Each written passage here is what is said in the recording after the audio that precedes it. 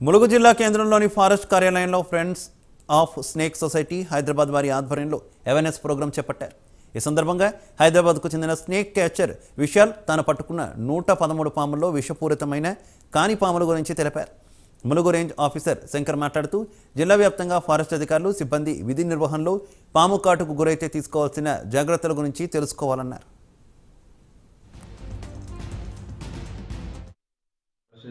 Shankar forest range officer Mulugu ఈరోజు మా DFO గారు ఆదేశాల మేరకి friends of snakes society Hyderabad వారు మా ఫారెస్ట్ సిబ్బంది అందరికీ కూడా స్నేక్స్ అడవిలో ఏ రకాల జాతుల పాములు ఉంటాయి, అవి ఏవి విషపూరితం కాదు అనేది మాకు ప్రత్యక్షంగా విశాల్ అన్న గైడ్తో చూపించారు। అవి అన్నీ కూడా విషపూరితం కాదు, కొన్ని మాత్రం విషపూరితం। అవి ఏవి వాటి గురించి మాకు మొత్తం పూర్తిగా అవగాహన కల్పించడం జరిగింది।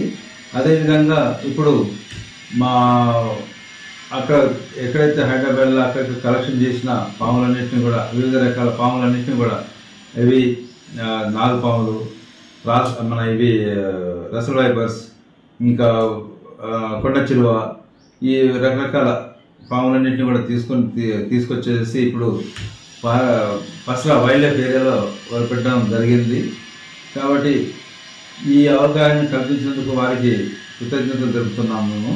ఎందుకంటే ఫారెస్ట్ సిబ్బందికి అడవిలో తిరుగుతాం కాబట్టి వారు ఏ విధంగా ట్రీట్మెంట్ చేసుకోవాలన్నది కూడా ఒకవేళ కలిస్తే కూడా ఏ విధంగా ట్రీట్మెంట్ చేసుకోవాలన్నది కూడా మా స్టాఫ్కి చెప్పడం జరిగింది। కాబట్టి వారికి ప్రత్యేక